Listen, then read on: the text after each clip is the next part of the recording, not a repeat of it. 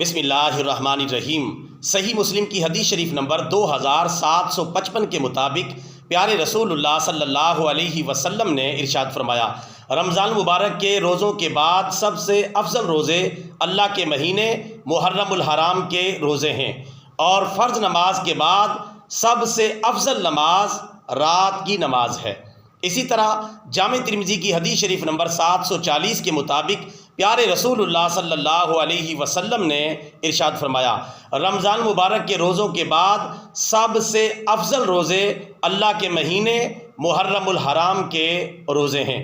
اسی طرح جامع ترمذی کی حدیث شریف نمبر 752 کے مطابق پیارے رسول اللہ صلی اللہ علیہ وسلم نے ارشاد فرمایا، مجھے اللہ تعالیٰ سے پورا یقین ہے کہ اللہ تعالیٰ عاشورہ یعنی 10 محرم الحرام کے روزے کے بدلے میں گزشتہ 1 سال کے گناہوں کو معاف فرما دے گا۔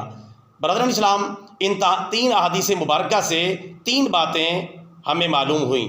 نمبر 1 کہ محرم الحرام فضیلت والا مہینہ ہے، اور رمضان مبارک کے روزوں کے بعد اس کے روزے رکھنا سب سے افضل روزے رکھنا ہے۔ دوسری بات یہ معلوم ہوئی کہ عاشورہ کے روزے کی بڑی فضیلت ہے، یعنی 10 محرم الحرام کا روزہ، جس کے بارے میں پیارے رسول اللہ صلی اللہ علیہ وسلم نے فرمایا، مجھے اللہ تعالیٰ سے پورا یقین ہے کہ جو مسلمان 10 محرم الحرام کا یعنی عاشورہ کا روزہ رکھے گا، اللہ تعالیٰ اس کے گزشتہ 1 سال کے گناہوں کو معاف فرما دے گا، اور یہ بہت بڑی فضیلت ہے۔ اللہ تعالیٰ ہم سب کو یہ سعادت عطا فرمائے۔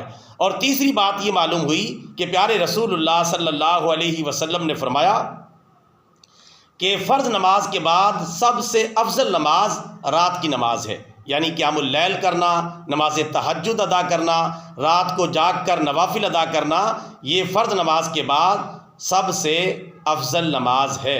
اللہ تعالیٰ ہمیں محرم کی فضیلت بھی عطا فرمائے، 10 محرم الحرام کی فضیلت اور اس کا روزہ رکھنے کی بھی سعادت عطا فرمائے، اور ہمیں فرض نمازوں کی ادائیگی کے ساتھ ساتھ رات کی جو افضل نماز ہے اسے بھی پڑھنے کی توفیق عطا فرمائے۔ آمین۔ وما علینا الا البلاغ المبین۔